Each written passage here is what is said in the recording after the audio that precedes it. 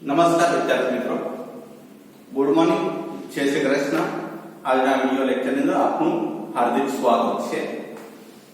વિદ્યાર્થી મિત્રો, ગયા વિડિયો લેક્ચરની અંદર આપણે જોયું હતું કે પ્રશ્નાવલી કોને કહેવાય અને આદર્શ પ્રશ્નાવલીના લક્ષણ. તો એક નજર કરી લઈએ. પ્રશ્નાવલી એટલે શું? તો અભ્યાસ સંબંધી હેતુને અનુરૂપ તાર્કિક ક્રમમાં ગોઠવેલા પ્રશ્નની એક યાદી તૈયાર કરવામાં આવે છે અને બે પ્રશ્ન વચ્ચે ઉત્તર લખવાની જગ્યા રાખવામાં આવે છે. તો આવા પ્રશ્નની યાદીને પ્રશ્નાવલી કહેવામાં આવે છે અને પ્રશ્નાવલી દ્વારા માહિતી એકત્રિત કરવામાં આવે તો તેને પ્રશ્નાવલીની રીત કહેવામાં આવે છે. આદર્શ પ્રશ્નાવલીના લક્ષણો. તો આદર્શ પ્રશ્નાવલી માટે એવા કોઈ ચોક્કસ નિયમો નથી કે ભાઈ આવી રીતે આપણે પ્રશ્નાવલી તૈયાર કરીએ તો જ એને આદર્શ પ્રશ્નાવલી કહેવાય, પરંતુ પ્રશ્નાવલી તૈયાર કરતી વખતે ઘણી બધી બાબત આપણે ધ્યાનમાં રાખવી જોઈએ જેને આપણે આદર્શ પ્રશ્નાવલીના લક્ષણો કહીએ છીએ. એમાંની પહેલી બાબત કે પ્રશ્નાવલી તૈયાર કરતા પહેલા આપણે એ પ્રશ્નાવલીને યોગ્ય શીર્ષક આપવું પડે. તો પહેલું લક્ષણ છે એનું શીર્ષક. તો અભ્યાસના હેતુને અનુરૂપ યોગ્ય આકર્ષક શીર્ષક હોવું જોઈએ જેથી કરી માહિતી આપનારના મનમાં કોઈ પ્રશ્ન કે શંકા રહે નહીં. બીજું હતું પ્રશ્નની સંખ્યા. તો સંશોધનના હેતુને અનુરૂપ પૂરતી સંખ્યામાં પ્રશ્ન પૂછવા જોઈએ. જો પ્રશ્નની સંખ્યા ઓછી હોય તો ઉત્તરદાતા તરફથી સારો એવો પ્રતિભાવ મળી રહે છે અથવા તો સારો એવો પ્રતિસાદ મળી રહે છે. ત્યારબાદ પ્રશ્નના ક્રમ. તો પ્રશ્નના ક્રમ તાર્કિક હોવા જોઈએ, એટલે કે આગળ પાછળના પ્રશ્ન જોયા વગર સરળતાથી એનો જવાબ આપી શકે. ત્યારબાદ તો પ્રશ્નની ભાષા. તો પ્રશ્નની ભાષા સાદી અને સરળ હોવી જોઈએ. શા માટે સાદી અને સરળ હોવી જોઈએ? તો સાદી અને સરળ એટલા માટે હોવી જોઈએ કે જેથી કરીને માહિતી આપનાર વ્યક્તિ એ પ્રશ્નને સમજી શકે અને પ્રશ્નનો સાચો જવાબ આપી શકે, પરિણામે આપણને સાચી માહિતી પ્રાપ્ત થાય. વિદ્યાર્થી મિત્રો, ખાસ ધ્યાન એ બાબતનું રાખવાનું છે તમારે કે પ્રશ્નની ભાષા છે એ દ્વિઅર્થી હોવી જોઈએ નહીં. ત્યારબાદ પ્રશ્નની લંબાઈ. તો પ્રશ્નની લંબાઈ હા, ના કે આંકડામાં જવાબ આપી શકાય તેવા ટૂંકા અને સ્પષ્ટ પ્રશ્ન પૂછવા જોઈએ. વધુ પડતી લંબાઈ વાળા પ્રશ્ન ઉત્તરદાતાના મનમાં, એટલે કે માહિતી આપનારના મનમાં કંટાળો ઉપજાવે છે, પરિણામે આપણને સાચી માહિતી મળે નહીં. ને ખાસ યાદ રાખો કે ગણતરી વાળા પ્રશ્ન પૂછવા જોઈએ નહીં. ત્યારબાદ મુદ્દો તો સમય. તો દૂરના ભૂતકાળને લગતા કે યાદ શક્તિ કસવી પડે તેવા પ્રશ્ન પૂછવા જોઈએ નહીં. ત્યારબાદ હતો ગોપનીયતા. તો કોઈના અંગત જીવનને લગતા કે શંકા કે વહેમ પેદા થાય તેવા પ્રશ્ન પૂછવા જોઈએ નહીં. ને જો અનિવાર્ય હોય તો આવા પ્રશ્ન ખૂબ જ સાવચેતીપૂર્વક તૈયાર કરવા જોઈએ અને એમની આપેલી માહિતીનો દુરુપયોગ ન થાય તેવી તેને ખાતરી આપવી જોઈએ. અને છેલ્લો મુદ્દો હતો અજમાયશ. તો પ્રશ્નાવલી સંપૂર્ણપણે તૈયાર થઈ ગયા બાદ તેનો અજમાયશી ધોરણે ઉપયોગ કરવો જોઈએ અને જો એમાં કોઈ ભૂલ જણાય તો તેને તેમાંથી દૂર કરીને પ્રશ્નાવલીને સર્વાંગ સંપૂર્ણ બનાવવી જોઈએ. આ તો આદર્શ પ્રશ્નાવલીના લક્ષણ. હવે આદર્શ પ્રશ્નાવલી તૈયાર થઈ ગયા બાદ બે રીતે પ્રશ્નાવલી દ્વારા માહિતી મેળવવામાં આવે છે. એમાંની પહેલી રીત છે ટપાલ દ્વારા પ્રશ્નાવલી અને બીજી રીત છે આ ગણક દ્વારા પ્રશ્નાવલી. પહેલી રીત છે ટપાલ દ્વારા પ્રશ્નાવલી અને બીજી રીત છે આ ગણક દ્વારા પ્રશ્નાવલી. એટલે કે પ્રાથમિક માહિતી એકત્રિત કરવાની ત્રણ રીત. પહેલી રીત પ્રત્યક્ષ તપાસની રીત, બીજી રીત પરોક્ષ તપાસની રીત અને ત્રીજી રીત પ્રશ્નાવલીની રીત. એની અંદર પાછા બે ભાગ પડે, ટપાલ દ્વારા પ્રશ્નાવલી અને આ ગણક દ્વારા પ્રશ્નાવલી. તો આજે આપણે જોઈશું ટપાલ દ્વારા પ્રશ્નાવલી.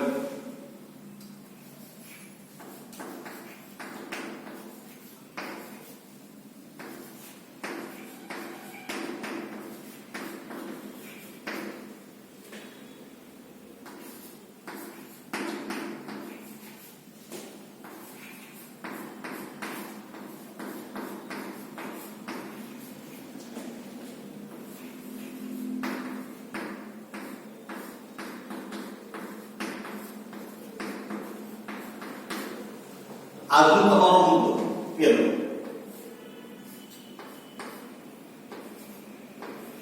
ટપાલ દ્વારા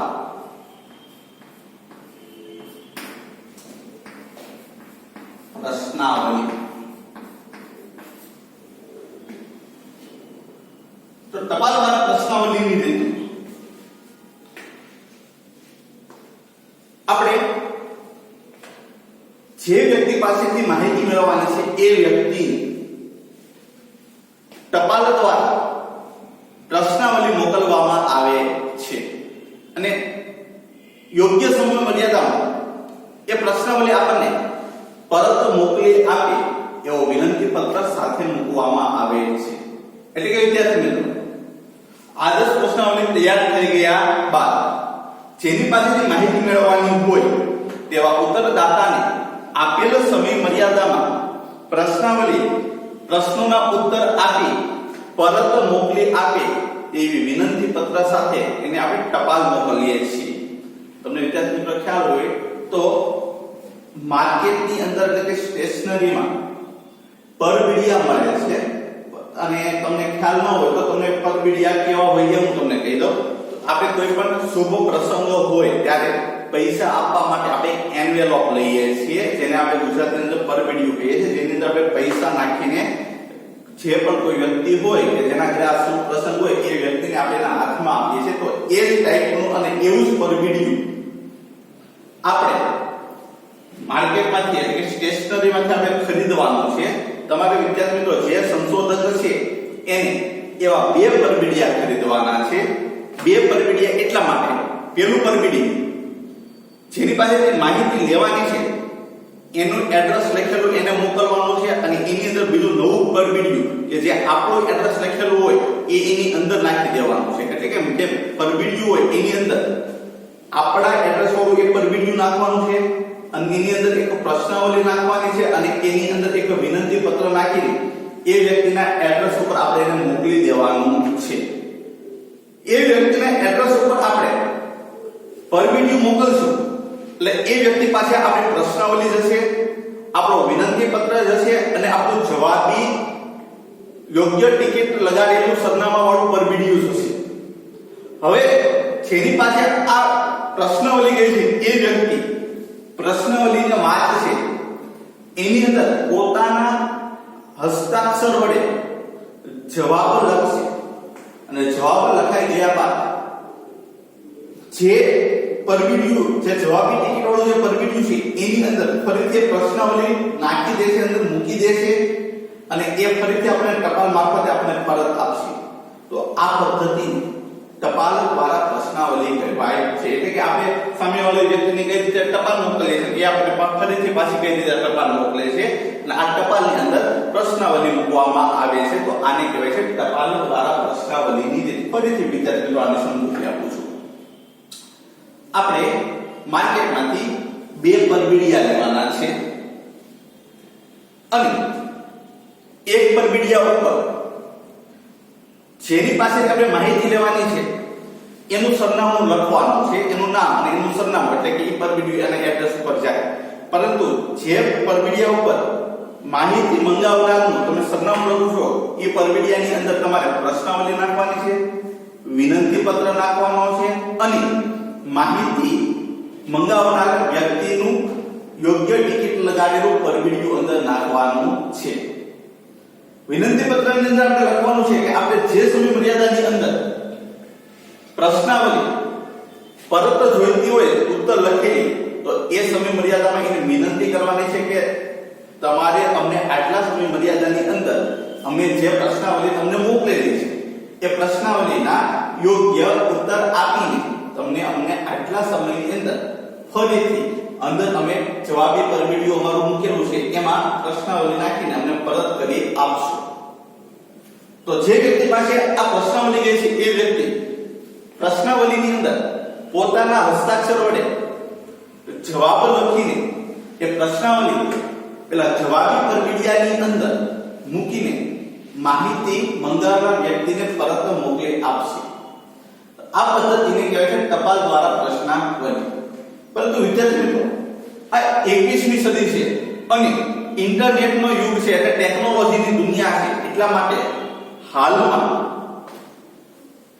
આ પ્રશ્નાવલી છે એ કમ્પ્યુટરમાં ઈમેલ મારફતે અથવા તો મોબાઈલ મારફતે મોકલવામાં આવે છે. પહેલાના સમયમાં આ ટેકનોલોજી નહોતી ત્યારે આ પરબીડિયાથી મોકલવામાં આવતી, પરંતુ હાલમાં ઈમેલ એડ્રેસ અને કોમ્પ્યુટર દ્વારા આ પ્રશ્નાવલીને મોકલવામાં આવે છે.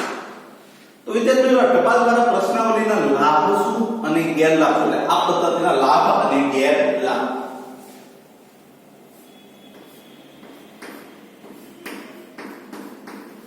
લાભમાં પહેલો લાભ તો આ પદ્ધતિ દ્વારા જ્યારે તપાસનું કાર્યક્ષેત્ર ખૂબ જ વિશાળ હોય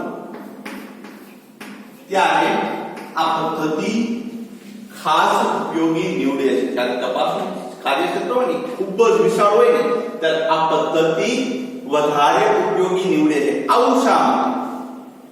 તો વિદ્યાર્થી મિત્રો આ આપણે કોઈની ઘરે જઈને રૂબરૂ મુલાકાત કરવાની નથી. તમારે ફક્ત શું કરવાનું છે કે જેટલી વ્યક્તિ પાસે માહિતી મંગાવવાની છે એ વ્યક્તિનું પરબીડિયાની ઉપર એડ્રેસ લખવાનું છે અને એને ટપાલ મારફતે પરબીડિયું મોકલી આપવાનું છે. એટલે કે પરબીડિયું આપવા માટે ટપાલી જશે, તમારે જવાનું નથી. પરિણામે સમય કેવો લાગશે? ઓછો લાગશે. અને આપણા માહિતી આપનાર વ્યક્તિ વિશાળ ક્ષેત્રમાં ફેલાયેલા છે તો પણ આ પદ્ધતિ વધારે ઉપયોગી બને છે. નંબર 2 ઓછા ખર્ચે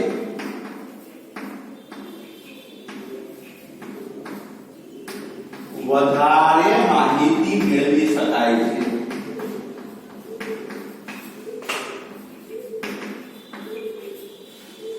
ઓછા ખર્ચે વધારે માહિતી મેળવી શકાય છે. આવું શા માટે? તો આની અંદર ખર્ચો કેટલો થાય? તો બે પરબીડિયા, એક પ્રશ્નાવલીનો, એક વિનંતી પત્રનો અને ટપાલ મોકલવાનો ખર્ચ. તો આટલા ખર્ચની અંદર આપણે વધારે માહિતી મેળવી શકીએ છીએ. કારણ કે આની અંદર આ ગણક રાખવાની જરૂર પડતી નથી. આ ગણક રાખવાની જરૂર ન પડે એટલે આ ગણકને વેતન ચૂકવવું ન પડે. પરિણામે નાણાકીય ખર્ચ કેવો થાય છે? ઓછો થાય છે. અને નાણાકીય ખર્ચ ઓછો થાય છે અને વધુ પડતી માહિતી આપણે મેળવી શકીએ છીએ. અને ત્રીજો લાભ એટલે છેલ્લો લાભ એનો જ્યાં વ્યક્તિગત કે ટેલિફોનિક સંપર્ક સાધવાનું કાર્ય મુશ્કેલ હોય ત્યાં પદ્ધતિ ઉપયોગી બને છે. એટલે કે વિદ્યાર્થી મિત્રો આપણે જ્યાં કોઈ વ્યક્તિને વ્યક્તિગત રીતે મળી નથી શકતા અથવા તો જેનો ટેલિફોન દ્વારા સંપર્ક નથી થઈ શકતો ત્યાં માત્ર ને માત્ર ટપાલ દ્વારા પ્રશ્નાવલી મોકલીને માહિતી મેળવી શકાય છે. તો ટપાલ દ્વારા પ્રશ્નાવલીના આ 3 લાભ છે. પહેલો લાભ જ્યારે તપાસ ક્ષેત્રનું કાર્યક્ષેત્ર ખૂબ જ વિશાળ હોય ત્યારે આ પદ્ધતિ ખાસ ઉપયોગી બને છે. નંબર 2 ઓછા ખર્ચે વધારે માહિતી મેળવી શકાય છે. અને નંબર 3 કે જ્યાં વ્યક્તિગત કે ટેલિફોનિક સંપર્ક સાધવાનું કાર્ય મુશ્કેલ હોય ત્યાં ફક્ત આ પદ્ધતિ દ્વારા જ માહિતી મેળવી શકાય છે. હવે આના ગેરલાભ વિશે આપણે જોઈએ તો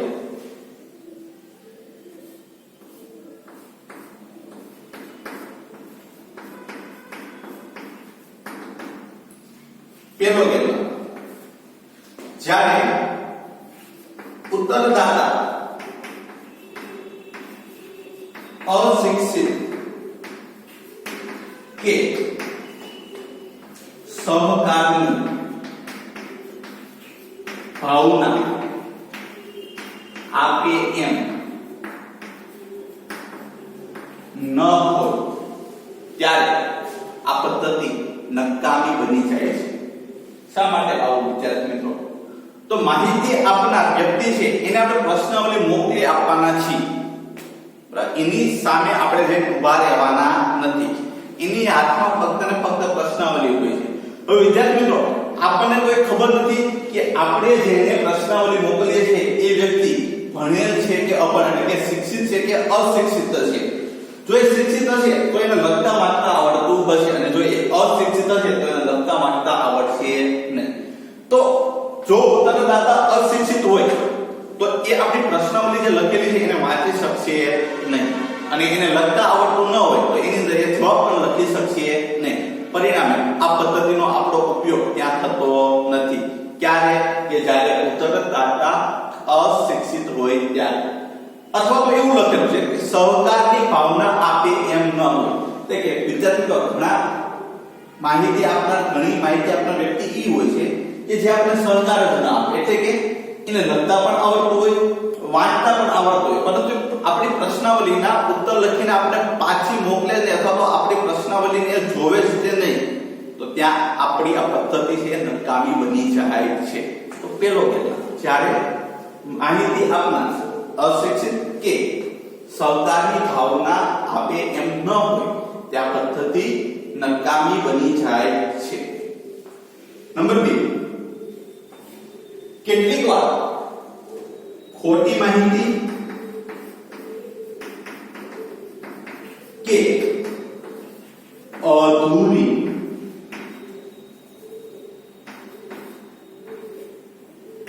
પ્રશ્નાવલી પરત મોકલી આપે છે. વિદ્યાર્થી મિત્રો, આપણે માહિતી આપનાર સાથે રૂબરૂ મુલાકાત કરવાના નથી. એની પાસે ફક્ત ને ફક્ત આપણે પ્રશ્નાવલી એના હાથમાં હોય છે. પ્રશ્નના સાચા જવાબ આપવા કે ખોટા જવાબ આપવા એ માહિતી આપનાર વ્યક્તિ ઉપર આધાર રાખે છે. એટલા માટે માહિતી આપનાર પાસેથી આપણને કેટલીક વાર ખોટી માહિતી મળે છે. તો કેટલીક વખત એવું થાય છે કે અમુક પ્રશ્નના જવાબ આપે છે અને અમુક પ્રશ્નના જવાબ આપતા નથી. તો પરિણામે પૂરેપૂરી પ્રશ્નાવલીના જવાબ આપણને મળતા નથી. એટલે કે પ્રશ્નાવલી છે એ આપણને અધૂરી જવાબ લખેલી પરત મોકલી આપે છે. તો એ પણ આ પદ્ધતિનો ગેરલાભ છે. નંબર 3, કે ઉત્તરદાતાના આળસના પરિણામે પ્રશ્નાવલી ગેરવલ્લે જવાની શક્યતા રહેલી છે. ઉત્તરદાતાને વિદ્યાર્થી મિત્રો આળસ આવતી હોય ત્યારે એ આપણે પ્રશ્નાવલીના પ્રશ્ન વાંચ્યા વગર મન ફાવે એવી રીતે જવાબ આપી દે છે. પરિણામે આપણને સાચી માહિતી મળતી નથી. અને કેટલીક વાર માહિતી મળવામાં વિલંબ થાય છે. એટલે કે કોઈ વ્યક્તિ એવી હોય છે, માહિતી આપનાર વ્યક્તિ, એ પ્રશ્નાવલીને જોશે અથવા તો જોશે નહીં એવું વિચાર છે, આજે નથી જોઈ કાલે જોશે, કાલ પડે તો એવું વિચારે છે આજે નથી જોઈ કાલે જોઈ. પરિણામે આપણને આપણી સમય મર્યાદામાં દરેકે દરેક પ્રશ્નાવલી પરત મળતી નથી. અને પ્રશ્નાવલી એ વ્યક્તિ આપણને જ્યારે પરત આપે ત્યારે એમાં ખૂબ જ સમય લાગી ગયો હોય છે, તે સમયમાં વિલંબ પડે છે. તો નંબર 3, કે ઉત્તરદાતાના આળસના પરિણામે પ્રશ્નાવલી ગેરવલ્લે જવાની અથવા તો પ્રશ્નાવલી મળવામાં સમયમાં વિલંબ થાય છે. અને નંબર 4, આ પદ્ધતિમાં સૂચનાઓની સ્પષ્ટતા કરી આપે એવી વ્યક્તિની ખોટ રહે છે અને પરિણામે સાચી માહિતી મળી શકતી નથી. તો ઘણી વખત વિદ્યાર્થી મિત્રો કેવું છે, પ્રશ્નાવલીની અંદર જે પ્રશ્નો લખેલા હોય એ પ્રશ્ન વિદ્યાર્થી મિત્રો સમજાય જ નહીં, તો એ પ્રશ્ન સમજાવવાવાળી વ્યક્તિની ત્યાં ખોટ સર્જાતી હોય છે, કારણ કે ત્યાં આપણે રૂબરૂ જવાના નથી, આપણે તો ટપાલ દ્વારા એક પ્રશ્નાવલી મોકલી આપવાના છીએ. તો એટલા માટે ત્યાં આપણે સૂચનાઓની સ્પષ્ટતા કરી આપે એવી કોઈ વ્યક્તિ ત્યાં હોતી નથી. તો વિદ્યાર્થી મિત્રો આપણને પ્રશ્ન સમજાવવાનો જ નથી, તો એ પ્રશ્નનો આપણે સાચો જવાબ આપી શકવાના નથી, તો ત્યાં આ ખોટ રહે છે. તો આ તો વિદ્યાર્થી મિત્રો ટપાલ દ્વારા પ્રશ્નાવલી. હવે બીજી આ ગણન દ્વારા પ્રશ્નાવલી. હવે વિદ્યાર્થી મિત્રો રીત નંબર બીજી, આ ગણન દ્વારા પ્રશ્નાવલી. તો આ ગણક દ્વારા પ્રશ્નાવલી,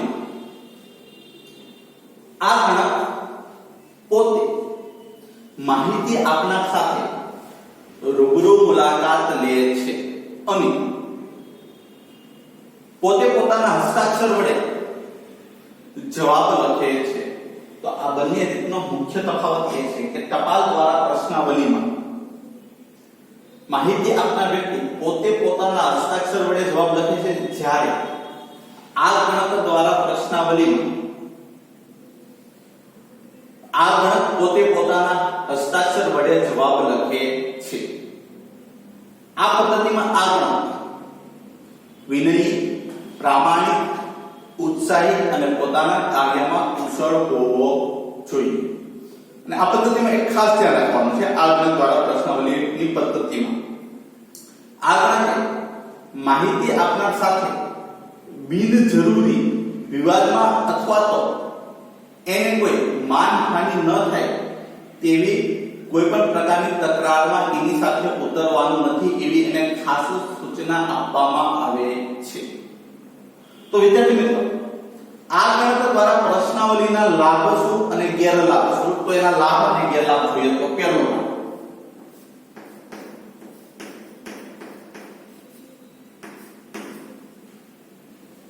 કે આ પદ્ધતિમાં યોગ્ય આ ગણકોની પસંદગી કરીને સાચી અને સંપૂર્ણ માહિતી મેળવી શકાય છે.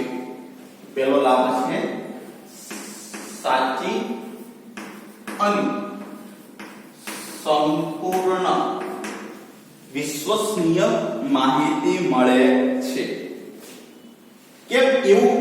તો વિદ્યાર્થી મિત્રો, આ પદ્ધતિની અંદર આ ગણક છે એ માહિતી આપનાર સાથે રૂબરૂ મુલાકાત કરશે અને આ રૂબરૂ મુલાકાત દરમિયાન જો સામેવાળી માહિતી આપનાર વ્યક્તિ છે એ ખોટું બોલશે તો ખોટું બોલતી વખતે અચકાય તો સામે આ ગણકને ખબર પડી જશે કે આ વ્યક્તિ જે જવાબ આપે છે એ જવાબ કેવો છે? ખોટો છે, અને પરિણામે એની પાસેથી એ સાચો જવાબ મેળવશે.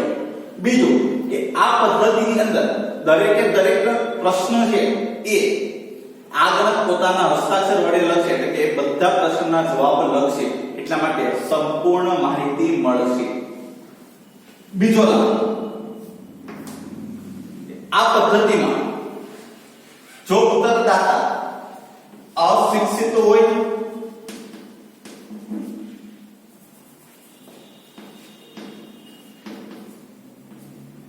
કે સહકારની ભાવના આપે એમ ન હોય ત્યારે આ પદ્ધતિ દ્વારા માહિતી મેળવી શકાય છે. એટલે કે જો ઉત્તરદાતા અશિક્ષિત હોય તો આ પદ્ધતિમાં આ ગણક પોતે જઈને માહિતી મેળવવાના છે, એટલા માટે પ્રશ્ન કોણ વાંચશે? તો આ ગણક જ વાંચશે, અને લખશે પણ કોણ? તો કે ભાઈ આ ગણક લખશે. તો માહિતી આપનાર અશિક્ષિત હોય તો પણ આ પદ્ધતિની અંદર માહિતી મેળવી શકાય છે. અને જો માહિતી આપનાર વ્યક્તિ સહકારની ભાવના આપે એમ ન હોય તો આ ગણક દ્વારા તેમને સમજાવવામાં આવશે અને તેમની પાસેથી માહિતી મેળવવામાં આવશે. નંબર 3, આ પદ્ધતિમાં પ્રશ્નાવલી ગેરવલ્લે જવાની કે અધૂરી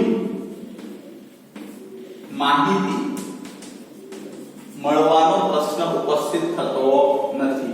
એટલે કે ગેરવલ્લે જવાની એટલે કે ઉત્તર દાતા મન ભાવે એમ ટીક મારી દે તો આ વખતે તો પ્રશ્નના જવાબ છે એ આ ગણક પોતે પોતાના હસ્તાક્ષર વડે લખે, એટલા માટે એ મન ભાવે એવી રીતે જવાબ લખશે ને.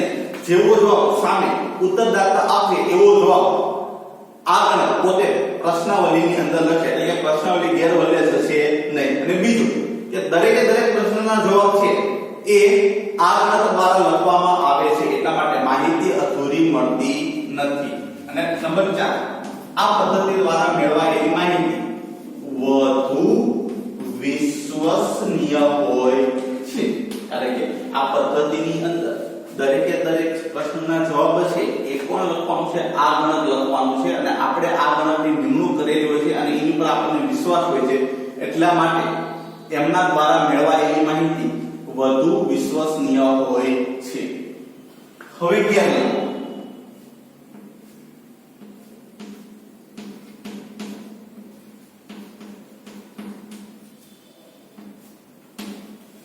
કે પેલો એલા કે નિષ્ણાત આ ગણકો મેળવવાનું કાર્ય ખૂબ જ મુશ્કેલી ભર્યું હોય છે. નિષ્ણાત આ ગણક એટલે કેવા આ ગણક? તો આપણે કીધેલું છે વિનયી હોય, પ્રામાણિક હોય, કુશળ હોય અને કાર્યદક્ષતાવાળા હોય. તો આવા દરેક વ્યક્તિ આવી હોતી નથી. તો આવી વ્યક્તિ મેળવવાનું કાર્ય ખૂબ જ મુશ્કેલી ભર્યું હોય છે. એટલે કેટલીક વખત પૂરતા પ્રમાણમાં નિષ્ણાત આ ગણકો મેળવવાનું કાર્ય ખૂબ જ મુશ્કેલ ભરેલું હોય છે.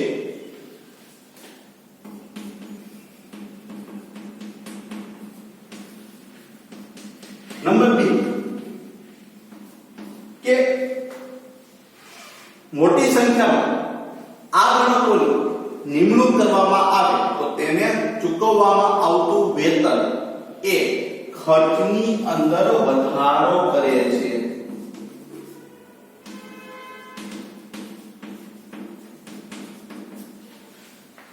મોટી સંખ્યામાં અથવા વધુ પડતી સંખ્યામાં આ ગણકોની નિમણૂક કરવામાં આવે એટલે દરેકે દરેક આ ગણકને મહેનતાણ ચૂકવવું પડે છે અને જે તપાસના ખર્ચમાં વધારો કરે છે.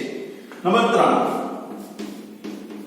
જો આ ગણકો તાલીમબદ્ધ ન હોય તો તેને તાલીમ આપવી પડે છે. અને વળી તાલીમ આપ્યા બાદ પણ તેઓ કાર્યક્ષમતાપૂર્ણ અને પ્રામાણિકતાથી કાર્ય કરશે એવું કહેવું શક્ય નથી.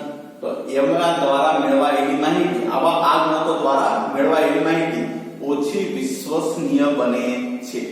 નંબર 4 કે જ્યારે ઉત્તરદાતા વિશાળ ક્ષેત્રમાં ફેલાયેલા હોય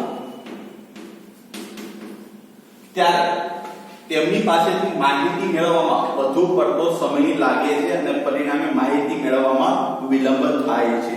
જ્યારે ઉત્તરદાતા વિશાળ ક્ષેત્રમાં ફેલાયેલા હોય તો તેમની પાસેથી માહિતી મેળવવામાં સમય લાગે છે અને પરિણામે આપણી તપાસ છે એ નિર્ધારિત સમયમાં પૂર્ણ થતી નથી. અને છેલ્લો કહેતો કેટલીક વાર ઉત્તરદાતા સાથે એટલે કે એકના એક ઉત્તરદાતા સાથે 2 થી 3 વાર મુલાકાત કરવી પડે છે. એટલે કે એની સાથે આપણે સમયની અનુકૂળતા ગોઠવવી પડે છે. જે વ્યક્તિ પાસે આપણે માહિતી મેળવવાની છે એ વ્યક્તિ જ્યારે આપણે જઈએ ત્યારે એ હાજર ન હોય તો આપણે એની પાસે બીજી વાર જવું પડે છે. જો એ બીજી વાર પણ હાજર ન હોય તો આપણે એની પાસે ત્રીજી વાર જવું પડે છે. તો આ ગણકે ઉત્તરદાતા સાથે સમયની અનુકૂળતા ગોઠવવી પડે છે અને કેટલીક વાર 2 થી 3 વાર મુલાકાત કરવી પડે છે. તો આ છે એના લાભ અને ગેરલાભ. તો આજે વિદ્યાર્થી મિત્રો આપણે જોયું છે પ્રશ્નાવલીની 2 રીત, એક ટપાલ દ્વારા પ્રશ્નાવલી અને બીજું આ ગણક દ્વારા પ્રશ્નાવલી. તો આજનું તમારું હોમવર્ક છે કે આ બંને રીત સમજૂતી તથા લાભ અને ગેરલાભ સહિત તમારે પાકી નોટબુકની અંદર લખવાની છે.